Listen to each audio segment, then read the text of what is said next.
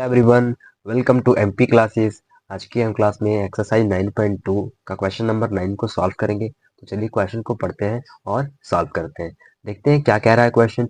सजली took a wire of length 44 centimetre and bend it into the shape of a circle. यहाँ पे क्या कह रहा है क्वेश्चन में कि एक वायर है जिसकी लेंथ 44 सेंटीमीटर है और उस वायर को एक सर्कल के शेप में उसे बेंड किया जा रहा है। ठीक है, अब आगे क्या कह रहा है, ऑल्सो फाइंड इट्स एरिया। यहाँ पे एक चीज छूट गया है, सॉरी उसके लिए। यहाँ पे कह रहा है कि सर्कल का रेडियस फाइंड करने के लिए कह रहा था और साथ ही साथ इसका एरिया भी फाइंड करने को कह रहा है। अब आगे क्या कह रहा है, if the same wire is bent into the shape of a square. और उसी सेम वायर को इस बार क्या कह रहा है कि स्क्वायर के शेप में उसे बेंट किया जा रहा है, मोड़ा जा रहा है। Then what will be the length of each of its sides. Then उसका साइड्स का क्या लेंथ होगा ये हमें बताना है। आगे क्या कह रहा है, which figure includes more area, the circle और द स्क्वायर। अब यहाँ आगे कह रहा है क्या कि स्क्वायर या सर्कल दोनों में से कौन ज्यादा एरिया को कवर करेंगे। तो कहने का मतलब ये है कि दोनों का एरिया भी हमें फाइंड करना है और बताना ये है कि किसकी एरिया सबसे ज्यादा है, दोनों में से किसकी ज्यादा है ये हमें बताना है। तो चलिए पहले सर्कल का ड्रॉ, जो वायर है 44 सेंटीमीटर का, उसको हम सर्कल के शेप में बना लेते हैं। Okay,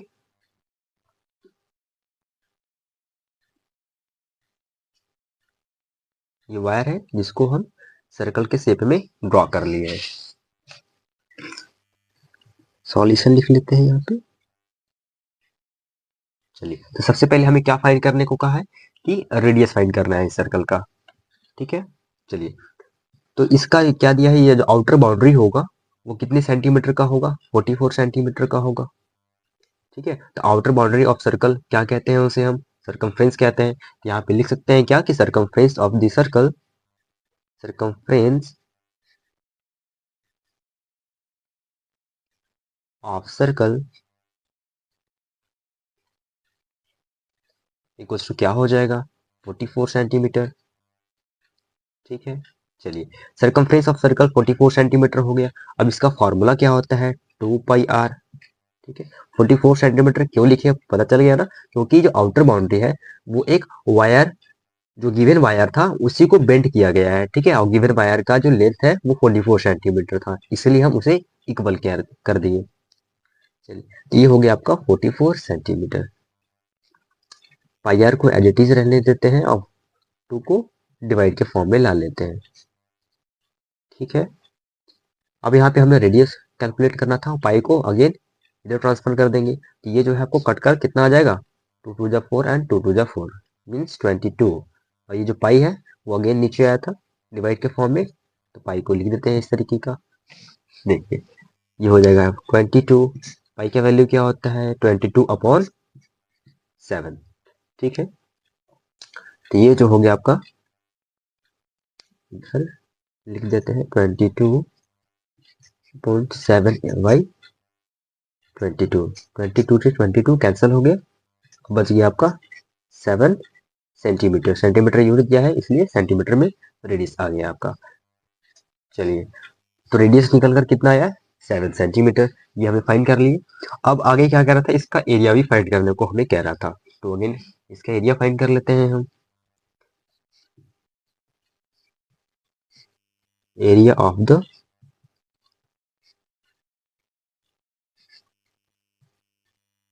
given circle, pi r square हो जाएगा। पाई का वैल्यू क्या हो जाएगा, 22/7। रेडियस कितना निकला था हमारा, 7 सेंटीमीटर। 7 × 7, 7 से 7 कट गया। 22 × 7 करेंगे तो कितना हो जाएगा आपका, ये 7 टू द 4, 7 टू द 4 और 7 टू द 14 और कैरी 1 15 हो जाएगा। तो 154 सेंटीमीटर स्क्वायर ये आ गया एरिया, किसका, सर्कल का एरिया आ गया। अब आगे क्या करते क्वेश्चन में, जरा फिर से देख लेते हैं। हाँ, अब ये कह रहा है कि उसी वायर को इस बार क्या किया जा रहा है कि स्क्वायर के शेप में उसे बेंड किया जा रहा है। ठीक है, तो एक स्क्वायर बना लेते हैं हम, यहाँ पे ड्रॉ कर लेते हैं अच्छे से।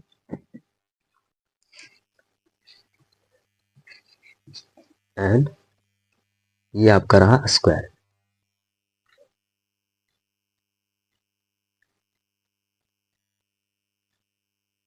अब स्क्वायर का जो आउटर बाउंड्री है वो कितना होगा इसका 44 सेंटीमीटर, क्योंकि जो वायर था हमारा 44 सेंटीमीटर वाला, उसी से तो हम बेंड करके स्क्वायर बनाए हुए हैं।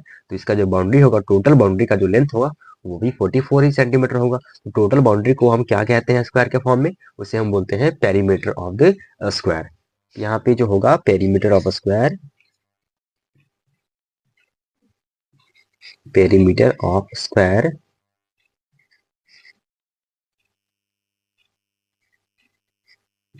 वो इक्वल होगा किसका, लेंथ ऑफ द वायर का,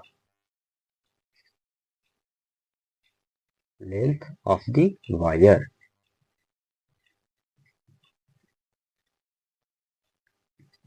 कितना था 44 centimetre.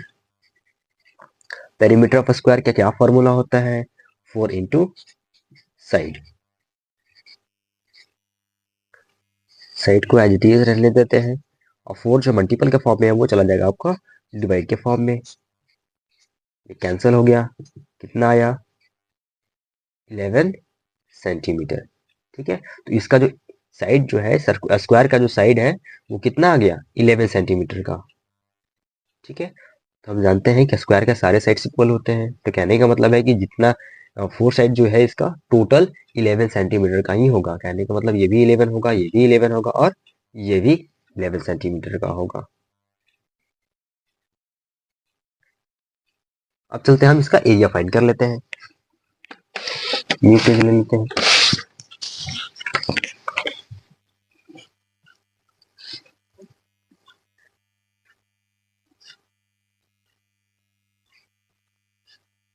Area of the square,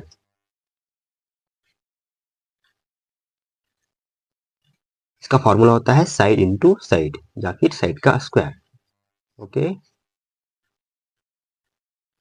side कितना निकल कर आया था मेरा 11 centimetre, 11 centimetre into 11 centimetre, 11 into 11 121 होता है, 121 सेंटीमीटर स्क्वायर, ये निकल कर आ गया एरिया ऑफ द स्क्वायर। ठीक है, अब ये देखना था हमें, ये बताना था इस क्वेश्चन में कि एरिया स्क्वायर का ज्यादा बड़ा होगा या सर्कल का ज्यादा बड़ा होगा। तो देख लेते हैं, स्क्वायर का 121 आया और सर्कल कितना आया था 154 सेंटीमीटर स्क्वायर। ठीक है, तो बेसी बात है कि जो एरिया होगा वो सर्कल का बड़ा होगा। ठीक है, तो इसी से आप कह सकते हो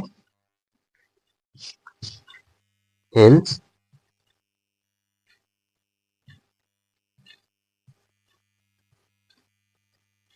area of the circle is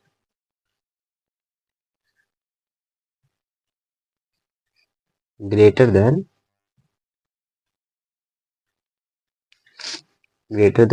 area of a square।